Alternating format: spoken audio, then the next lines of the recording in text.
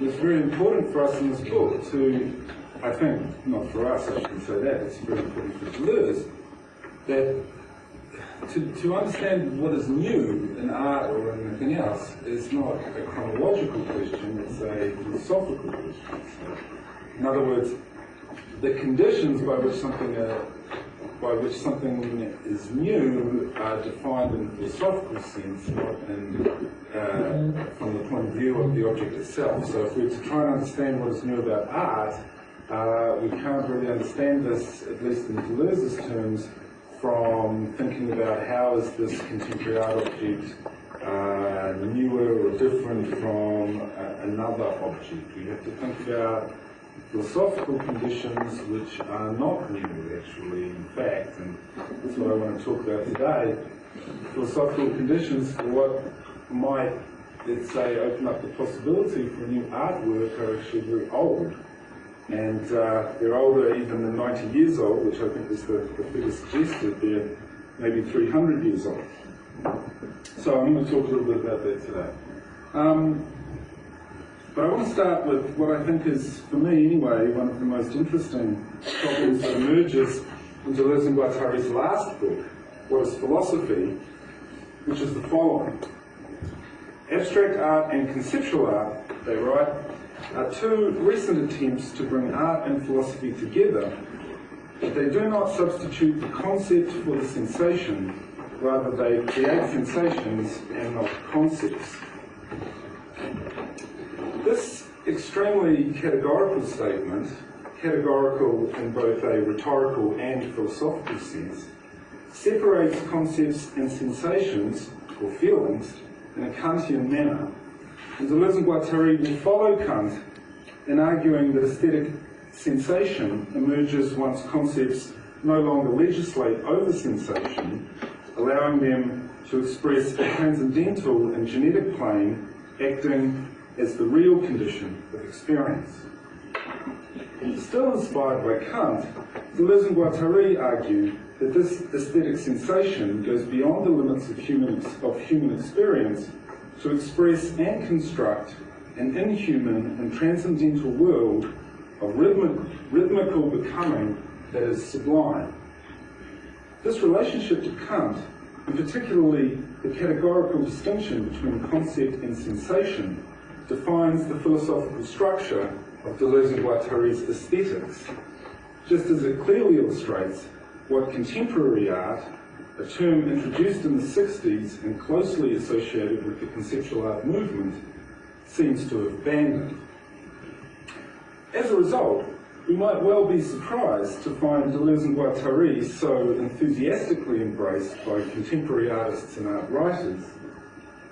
But I would argue this embrace is also a symptom of the problem, as the concepts that are most frequently drawn from Deleuze and Guattari to discuss contemporary art are political concepts such as nomadism, deterritorialization, rhizome, etc., while the aesthetic concepts such as sensation or rhythm in Deleuze and Guattari's almost exclusive discussion of painting are either ignored or their philosophical implications misunderstood. The reason for this is, in my opinion, fairly straightforward. The obstinate Kantianism of Deleuze and Guattari's insistence on the difference in kind between a concept and a sensation, and their restriction of art to the realm of sensation, is precisely what was rejected by conceptual art, a rejection that I would suggest is the fundamental condition of possibility for contemporary practices. This is not to say that Deleuze and Guattari do not offer an aesthetics that has political implications. In fact, sensation is nothing if not political. But this is the point. It is a politics of sensation, and in the realm of visual art, it operates through painting, at least on Deleuze and Guattari's account. This all suggests that Deleuze and Guattari are advocating a kind of return to Kant, a return that is at least unpalatable and perhaps intolerable to contemporary art on two accounts. First, its claim that art produces sensations and not concepts runs directly counter to contemporary art production since the late 60s. And second, Deleuze and Guattari's interest in sensation as providing an inhuman experience of its real and transcendental conditions affirms art as a transformative mechanism in an abstract, and I would say even psychedelic sense. It's hard to imagine a more unfashionable and indeed more Kantian slogan for contemporary political art than Deleuze and Guattari's statement, this is also from What is Philosophy, art wants to create the finite that restores the infinite. What is at stake in Deleuze and Guattari's rejection of conceptual art is the nature of aesthetics today and the possible ramifications of defining art or aesthetics as being non-conceptual in nature. What is at stake is therefore nothing less than what is contemporary about contemporary art, about contemporary art, inasmuch as it was conceptual art that introduced the notion of contemporary art as a terminological recognition that the artist was no longer defined by the medium with which they worked, but occupied a theoretical position that was as much philosophical as it was aesthetic. Conceptual art therefore marks the point at which art abandons the Kantian modernism of Clement Greenberg in order to refound itself on postmodern textuality or conceptual self-critique. This means that contemporary art not only rejects Deleuze and Guattari's affirmation of an aesthetics of sensation that refuses conceptual content, but makes this rejection its conditioned possibility. This is the wider context of what I want to focus on here. First of all, Deleuze and Guattari's rejection of conceptual art, and second, their seemingly paradoxical affirmation of the ready-made. On the face of it, this seems to be as perverse a development as their embrace of Kant. For if there is one condition of possibility for conceptual art, then surely it is Duchamp. But that is, I'd like to argue, precisely the point. In rejecting conceptual art and in affirming a certain version of Duchamp's ready-made, Deleuze and Guattari are in fact providing the theoretical outline for a post-conceptual aesthetics consistent with their wider philosophical project of what Alberto Toscano has called a transcendental materialism. Deleuze and Guattari's first criticism of conceptual art is that it dematerializes sensation through generalizing and neutralizing art's plane of composition. The plane of composition is, Deleuze and Guattari tells us, an infinite field of forces. It is not, they say, abstractly preconceived, but constructed as the work progresses, opening, mixing, dismantling, and reassembling increasingly unlimited compounds in accordance with the penetration of cosmic forces, end quote. Cosmic forces are therefore the virtual transcendental conditions composing and composed by the material artwork.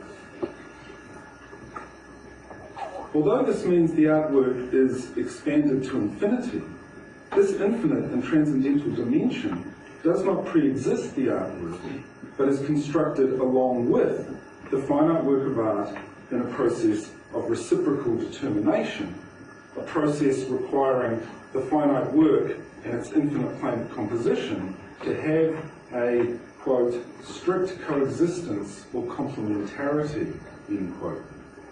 This shifts the transcendental dimension of the work of art away from being the conditions of possible experience, as these were discovered by Kant's transcendental idealism, toward the real and genetic conditions of a singular and real experience, as this is developed by Deleuze following the critique of Kant by Salomon Maimon in his transcendental materialism.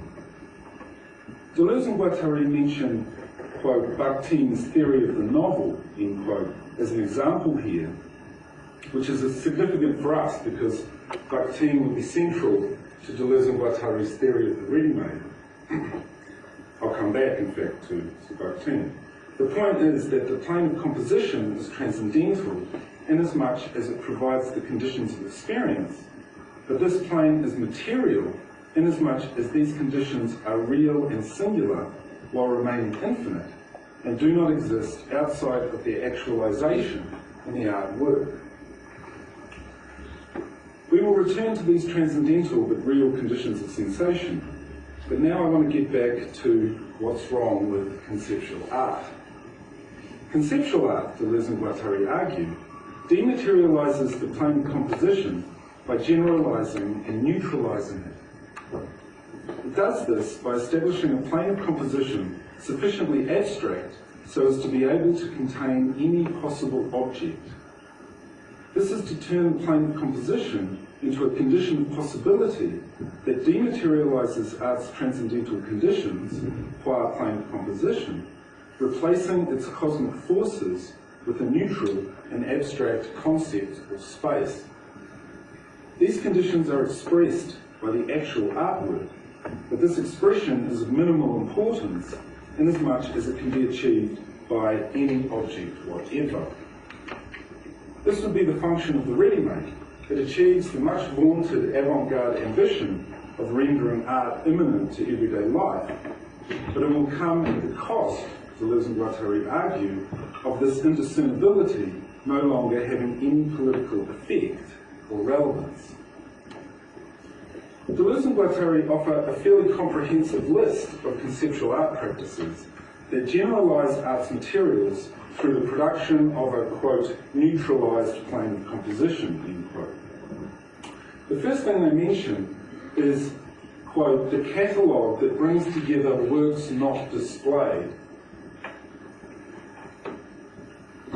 This was a popular practice in the 60s, beginning with Mel Bochner's work, Working Drawings and Other Visible Things on Paper, not necessarily meant to be viewed as art, from 1966. This is the cover, in fact, of this work, and this is a fairly well-known photo of Mel Bochner looking rather pleased with himself in the gallery space where this work was presented. So the work itself is a ring binder with photocopies. He invited artists to give him working drawings, things on paper, not necessarily artworks, and probably the most famous page was the last one, which was a photocopy of the mechanical drawing of the Xerox machine that the work was copied on. This kind of format that Bochner introduces in 1966 is very quickly going to become quite popular and much more widely known, especially with the catalogue shows that were organised by Segalov in 1968 to 1969. The second aspect of conceptual art Deleuze and Guattari mention in a negative sense is what they call, quote, to ground covered by its own map, end quote, which is a slightly ambiguous statement, but no doubt refers to the very wide use of maps in art of the late 60s. This would be one example. The words that are written down the bottom here, I've just put them at the top there. The contrails from 3 jet airplanes flying simultaneously will mark the space between Vancouver, BC and St. John's, Newfoundland, Portland, Oregon and Halifax, NS, what does that stand for? Nova Scotia, thank you. Eureka, California and New York City. All planes will leave at the same time from the West Coast. That's a word from 1968. Hubler did a lot of work involving actual or impossible journeys that were shown only in terms of the map.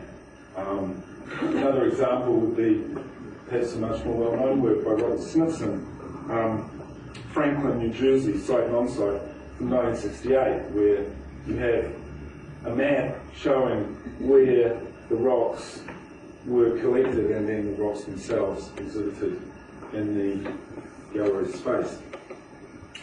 The third form of conceptual art that they mention is, quote, disused spaces without architecture, end quote. This includes, no doubt, environmental or land art, as well as works such as Robert Barry's Inert Gas series, This is from 1969. This one is the release of helium in the desert. They're quite witty works regarding performance practice in the late 60s, because he releases these gases and then takes photographs, and so you only see the photographs in the gallery space, but of course the photographs show the invisible art object, right, the helium gas as it escapes into the atmosphere.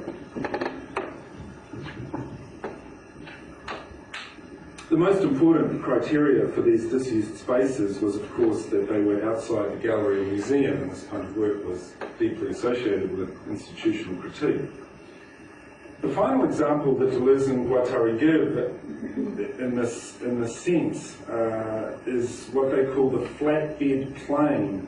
And this refers to Leo Steinberg's famous essay, Other Criteria, where he defines the flatbed plane as, quote, any receptor surface on which data is entered, on which information may be received, printed, impressed, whether coherently or in confusion, end quote. Steinberg uses this term, uses terms very close to Deleuze's, and he argues that on the flatbed plane, quote, the painted surface is no longer the analogue of the visual experience to nature, but of operational processes, end quote. Steinberg argues that Duchamp is perhaps, quote, the most vital source for the flatbed plane, and that in its primary example, the work of Robert Rauschenberg, this is retroactive 1 from 1963, he says, this surface, quote, stood for the mind itself, end quote, and not least, he points out, it stands for the banality of the mind's processes and products. In this sense, Deleuze and Guattari's objection to the flatbed plane is its dematerialization of sensation into information and the making equivalent of all images within the flatbed, where they mirror the vibrant banality of the mediascape. This would be a good description, I think, of Robert Rauschenberg's crucial early silk screens. So all four of these practices, which I repeat are specifically mentioned in What is Philosophy, they cover a large part of conceptual art, as well as painting after abstract expressionism, which all neutralize the plane of composition by turning it into a conceptual condition of possibility, the catalogue, the map, empty space, the flatbed plane. So that is a condition of possibility that allows anything appearing within it to be art. This generic art turns art's plane of composition into a conceptual condition of possibility and its object into anything whatever. In its extreme example, into thin air or into a pure thought, a pure concept. As a result, conceptual art was, as Seth Segalal once claimed, an experienceless art. This is obviously absolute anathema to Deleuze and Guattari, for whom art is simply defined as sensation. It's a Kantian definition. The results of this dematerialization are clearly stated by Deleuze and Guattari. Everything they write takes on a value of sensation reproducible to infinity. Things, images, or cliches, propositions, a thing, its photograph on the same scale and in the same place, its dictionary definition. End quote. Surely no accident that this last example is a description of Joseph Kosuth's famous work, 1 and 3 Chairs from 1965, inasmuch as it is Kosuth who provided the most strident version of the dematerialization of art into a concept. In fact, Deleuze and Guattari single out this work for their harshest criticism, claiming it gives neither a sensation nor a concept, because they say, quote, the plane of composition tends to become informative, and the sensation depends upon the simple opinion of a spectator who determines whether or not to materialize the sensation, that is to say, decides whether or not it is art, end quote. Although the criticism is directed at Kossuth, it is hard not to hear in it a description and condemnation of the Readymade. Indeed, in Kossuth's famous essay, Art After Philosophy, he raises Duchamp to the status of the founder of art, properly understood, inasmuch as Duchamp marks the ascension of art to its rightful place, the place previously held by philosophy, that is, the producer of concepts. Kossuth had argued that Duchamp's Readymade first raised the question of the function of art, and by so doing transformed art into the production of analytic propositions that defined their own art condition as a plane of composition that was entirely conceptual in nature. In actual fact, large parts of this famous essay, Art After Philosophy, are more or less paraphrases from A.J. Ayer.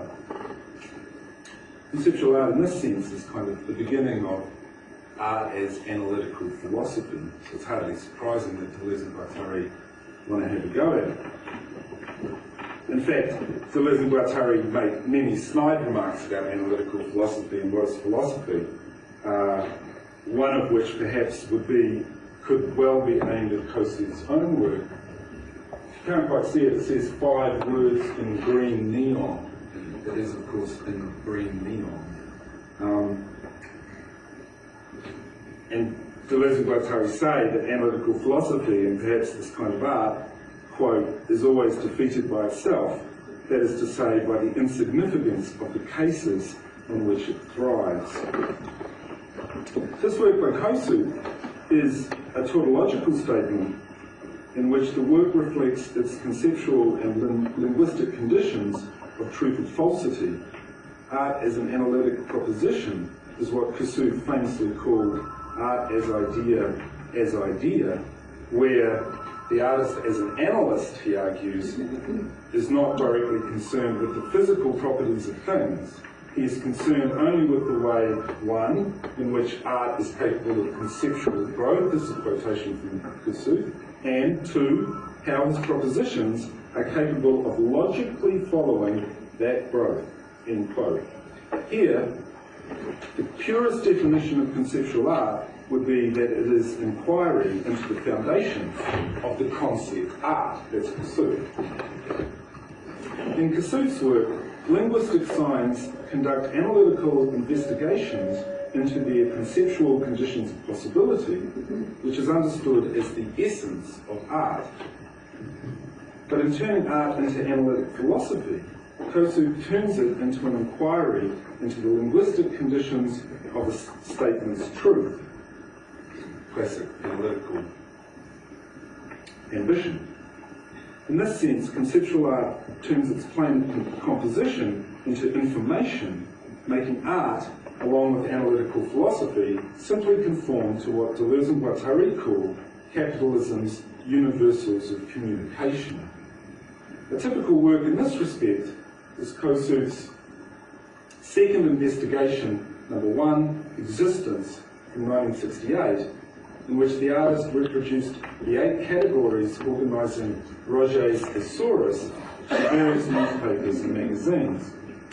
The work's insertion into the mass media, a strategy popularised by Dan Graham and used by many artists in the 60s, sidesteps the art market and makes it available to all, a fact Kossuth celebrated by boasting, quote, "People can wrap dishes with my work," end quote. This would be the template for contemporary art's political claims for inserting itself into life.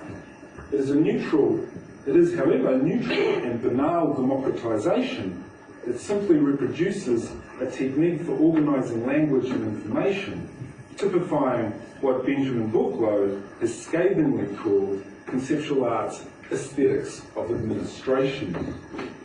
This means that although the artwork may appear outside the institutions of art and directly in contemporary life, it does so only by mimicking the operational conditions of the info economy, both its organisation and normalisation of linguistic signs, and its reproduction and distribution technologies. Interestingly enough, this very famous essay by Benjamin Buchloh was first published in French in a catalogue accompanying a large show of conceptual art held at the Musée d'Art Moderne in Paris in 1989, so it's quite conceivable that Deleuze and Guattari saw the show and read this article before they wrote this passage in What is Philosophy. Certainly, Deleuze and Guattari write, in terms directly applying to conceptual art, quote, "It is painful to learn that concept indicates the society of information services and engineering," end quote. What is painful then is not only the conceptualization of art's plane of composition, its becoming language as the condition of possibility for the ready-made, for anything becoming art, but also the fact that the democratization of art this achieves is a capitulation by art, allowing its pacified immanence to the semiotic economy. Finally then, the information ready-made merely reduces, according to Deleuze and Guattari, quote, "the concept to a doxa of the social body or great American metropolis," end quote. In this sense, the democratization achieved by the conceptual ready-made was a kind of capitalist colonization of the creative process that is perfectly captured in Duchamp's offhand remark concerning the bottle rack, "I just bought it." In this sense, the euphoria surrounding artistic appropriations of new technology that was rampant in the late 60s and 70s can only provide a sobering lesson to similar enthusiasm surrounding artistic use of new media today. The lesson is, at least from Deleuze and Guattari's perspective, that a renunciation of sensation in the name of concepts leads to our capitulating to late capitalism, to being absorbed into its processes. On the other hand, for Deleuze and Guattari, an aesthetic experience, art as sensation, has as much, or actually more, political force than any form of discursively based protest. This is great news for those of us who like art, but I'm not entirely convinced it gets us very far when confronting our contemporary political predicaments. Perhaps we can talk a little bit more. We've already had a few questions in this direction, maybe. The problems Deleuze and Guattari locate in conceptual art clearly emerge from the ready-made of Marcel Duchamp, and from Duchamp's famous requirement of visual indifference in choosing it. The ready-made can be any object whatsoever as long as there is, Duchamp argues, quote, "a total absence of good or bad taste, in fact, a complete anesthesia," end quote.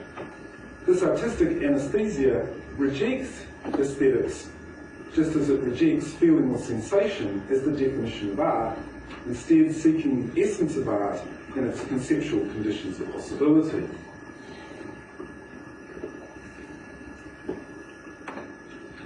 After Duchamp, the artwork loses its ontological singularity to become an epistemological inquiry. In the collection of notes called The Green Box, Duchamp argues that the ready-made is a snapshot or sign of accordance between it and the laws governing its choice. For Duchamp, this choice is entirely independent of the ready-made object, which merely exists as, he says, information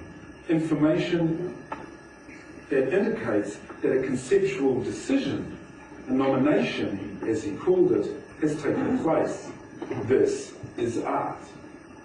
A decision that expresses the epistemological conditions, and most famously their institutional structure, as in the celebrated case of the fountain, that determine this nomination to be true.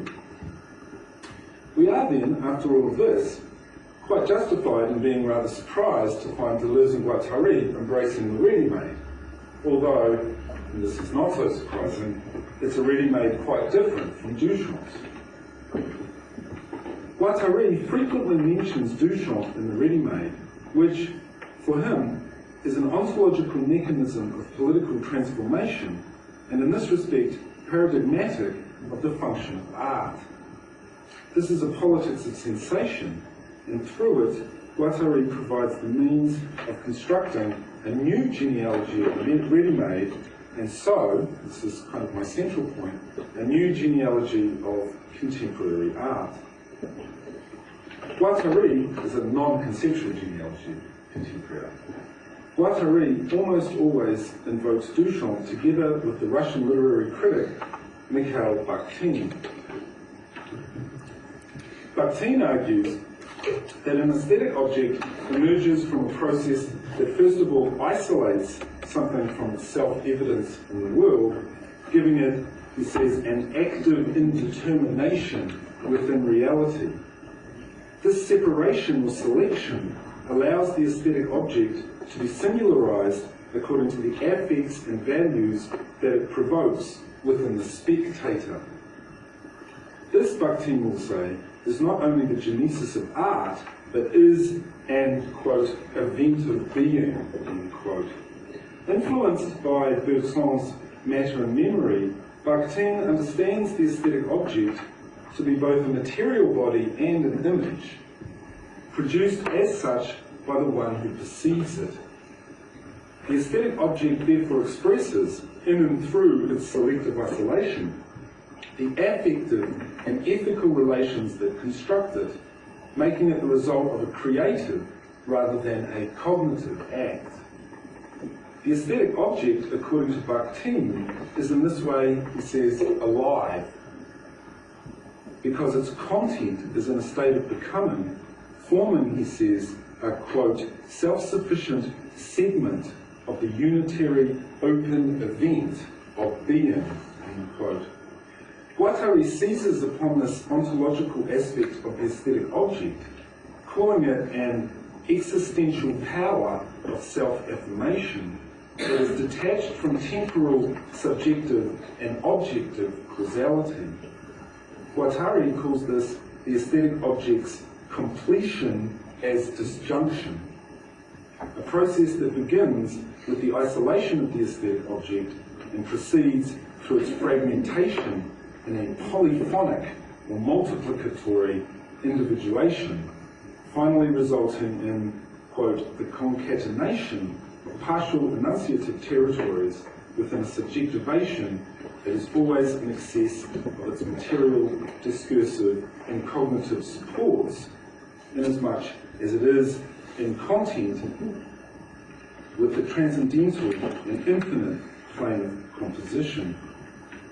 In this way, the aesthetic object is formed in an event of enunciation in which the distinction of object and subject loses consistency within what Guattari calls the mutational becomings of a multi-headed enunciative layout.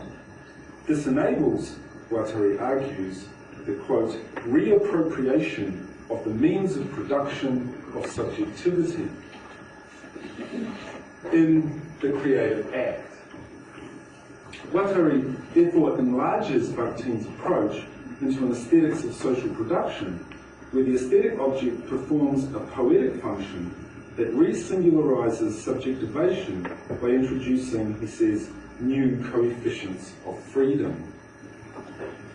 The usual example Guattari gives of Bakhtin's aesthetic object is Duchamp's Readymade, which instead of turning art into life, turns life into art. Guattari will make this transformation the ground of politics. In this sense, we must take Guattari literally when he says, quote, the remaking of politics must pass through aesthetic dimensions and is inconceivable without the advancement of a new art of living. This is, I think, what Simon was talking about earlier. Okay, let's look more closely at Guattari's example. The first Readymade, the bottle rack from 1913. This, he writes,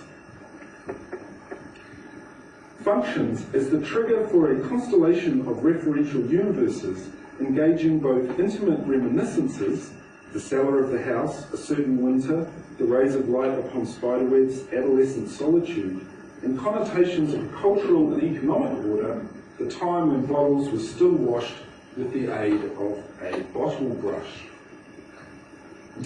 The bottle rack appears here in the double register of what Guattari calls a refrain. A refrain congeals a singular and immediate assemblage of sensory effects, winter, a ray of light, solitude, that detaches the perceived object from the mundane self-evidence of its form, function, and meaning, and gives, he says, a feeling of being. This ontological singularity catalyzes an infinity of involuntary memories and more elaborate cognitive processes, inducing, he says, countless sentimental, mythical, historical, and social references. This gives the refrain its active way of being, Guattari says, what he will call a virtual fractalization or heterogenesis as the generation of an infinity of virtual universes of reference, appearing at both an infinite speed and as infinitesimal deviations in space, and forming the Readymade's plane of composition. The affects generated by the Readymade therefore go beyond the conditions of possibility of the subject-object relation. Space and time are no longer the transcendental conditions of experience. Rather, an infinity of heterogeneous durations are produced by experience, while the conceptual conditions of possibility are themselves grounded by the refrain's virtual heterogenesis. Affects also go beyond the form-content distinction underlying discursive representational schema. Form no longer expresses content, but is constructed by it. In this way, the Readymade constitutes an enunciative substance, or subjectivation, that crystallizes the transcendental and virtual plane of composition with its actual expression, creating a finite work that restores the infinite in an ongoing and non-linear process. The Readymade therefore thrusts us directly into the midst of what Guattari calls chaosmosis, inasmuch as it articulates what he will call the, quote, inextricably associated facts of appropriation or existential grasping and transmodalic inscription, end quote. On the one hand, the Readymade is an isolation of ontological singularity and existential grasping, as he calls it, that produces a virtual complexity of chaotic proportions, while on the other it develops this complexity within a subjectivation or transmodalic line, which triggers, he says, a primordial deceleration, allowing the autopoetic Readymade to, quote, live under the double regime of a discursive slowing down and of an absolute speed of non-separability. So that's the kind of ontological status of the Readymade as, let's say, privileged example of the artwork itself.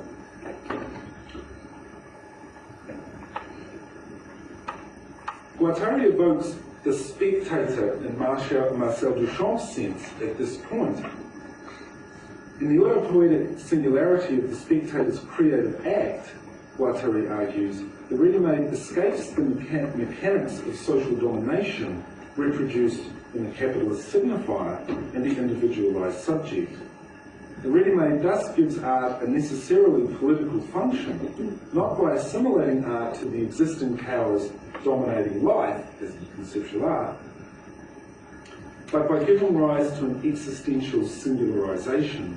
This singularization is the artwork whose sensation, or aesthetic experience, takes us beyond the existing powers by opening them onto a virtual plane of composition that turns their real conditions infinite. The Readymade has become the privileged example of chaosmosis.